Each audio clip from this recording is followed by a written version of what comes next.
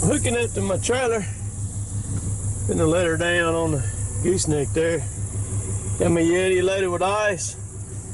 About to load up the John Deere 5075 and the bush hog. And we're gonna go do some bush hogging on our land. It's the middle of August now. Time to get it done, man. Get ready for deer season. I'm gonna show y'all how I keep red bugs off of me. This is what I use right there. Permethrin, man. That's what you want. And also keep the ticks off of you too. I just wring my boots like that. Drop it down, and that stuff will stay good for a couple of weeks, but I re-put it back on and cover my pants legs down there. You shake this stuff up real good. You will not get a red bug nowhere near on you.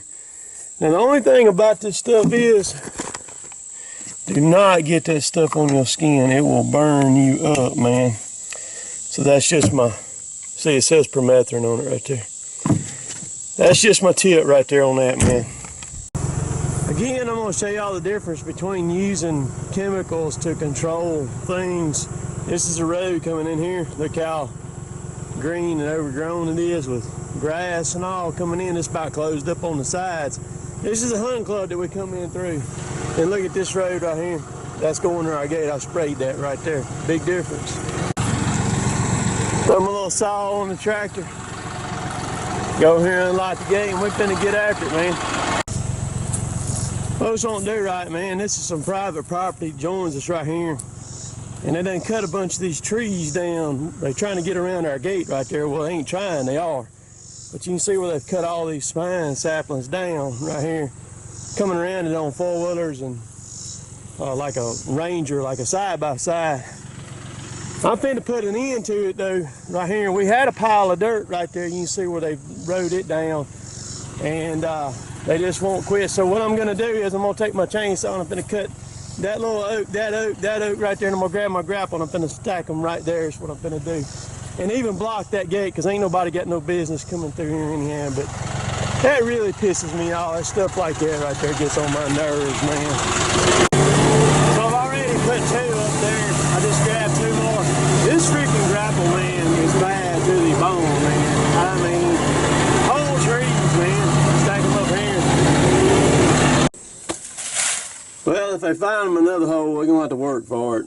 Is all I say. They just better pray that I don't ever catch them over here, because it'll be ugly.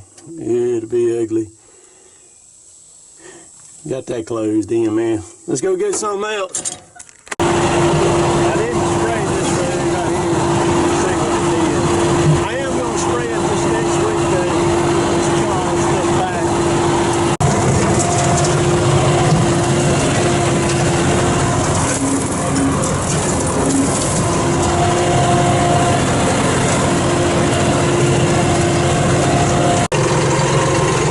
See, you can also use that grapplerake to move the feeder with. Works pretty good. Stick the motor back on the bottom of it. It just goes up on it. Twist is all it does. Twist lock. Just like that.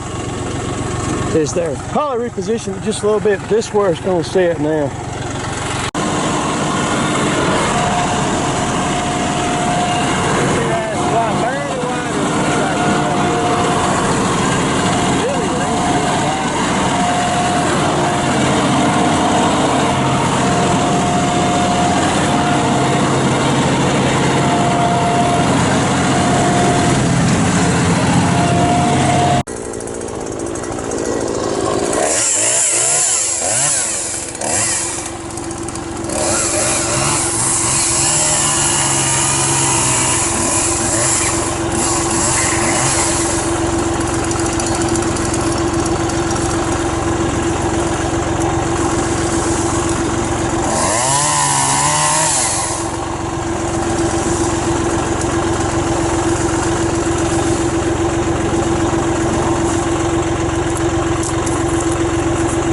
Florida, baby.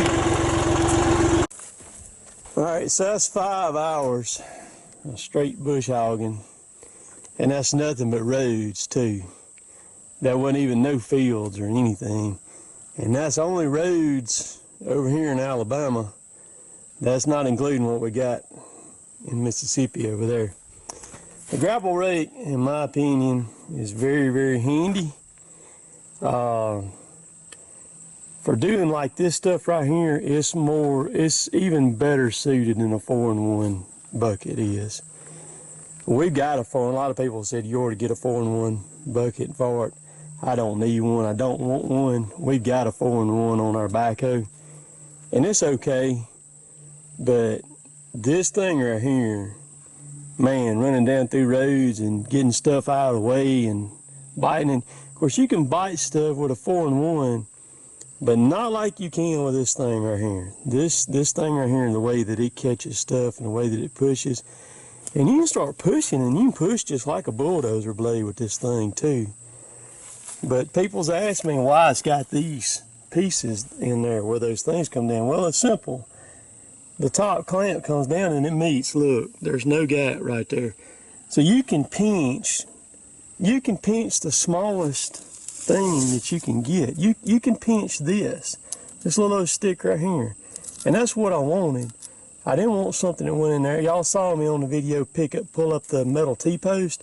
You know, those metal T-posts, they ain't no size to them things, but you can do so much with this thing. You can uproot a very big tree with that thing. I was worried about it when I first got it, if it was going to be strong enough or not. And John Lynn called me back after I'd gotten it back, and I posted the first video, and I tried to explain a little bit to him about YouTube, but he didn't really, he just kind of blew it off, you know what I mean? But he found my number about a week later, and he called me back, and he said, man, he said, I don't know much about this YouTube, but he said, I'm gonna tell you, he said, it sure made my stuff jump pretty big. He told me then that day, he said, don't worry about the rake. He said, you ain't gonna hurt it. And he's not lying, because not long after I had it, I was spraying with this thing, and I came off a bank, off-camber bank, into another bank. Well, this thing sticks, it's a little bit wider than the front end of my tractor. You can see it right there, it's wider. Well, I was looking back at the sprayer. Man, I ran this thing into that clay bank on the other side. When I looked down, it was buried all the way up to there. Of course, it about throwed me up on the steering wheel, up on the hood up there, because, I mean, it just stopped the tractor. And I thought, well, if that tooth right there ain't bent when I back up, it ain't never going to be bent after that, and it wasn't. I mean, the way he's got these are 2 pieces of 1/2 inch laminated together, welded together. And so it's 1 inch thick all the way across. Now, what I'm fixing to do is I'm going to take some hard face, and I'm going to hard face these ends and underneath the bottoms down there too on all that. And I'm also going to take, and I'm going to cut that a little bit right there. I want it where it's not so blunt. I want it off just a little bit. I'm probably going to take a torch and blow that corner off, and then take a grinder and polish it up on both sides. I think when I do that, that will really help as I'm slicing across the ground, like just trying to grab stuff. Because right now, it can just sink right in the ground and ball up. And I believe if I'll put an edge on that just a little bit, I believe that'll help that. But so 5 hours straight, man. We'll call it a day. Head to the house, shut this gate here, load up. I got my gooseneck sitting right there already, and see what these blades look like up under here, because I was in some bad stuff today. They still look good. They ain't bad, not like I thought they'd be. Yeah, and still good, because I was in some bad stuff today, man. Bad stuff. That's a good bush hog right there. Somebody asked me which between the bush hog brand, that one, and the MX7 John Deere, and I said, well, it really doesn't matter. Whichever one's got the best price, that's which one I'd buy if I was you. But I'm gonna go for now. I'm gonna turn it. I've been messing with the audio a little bit on this camera too. So if you like my stuff, please subscribe to me. Good video today, Sunday. Very good video with my grapple, picking up all them posts and pulling them up out of the ground. Like I said, if you like my stuff, please subscribe to me. I'd appreciate it. And you can find me on Snapchat, Twitter, Instagram, all that good stuff like that. Oh, and I'll be at How Farms Work this next weekend. Should be August 19th. See y'all there if you're going to be there. And oh yeah, the Paul Bunyan logging show in first weekend of October. I'll be there too. So that's two big opportunities if somebody wants to meet me. So later, taters.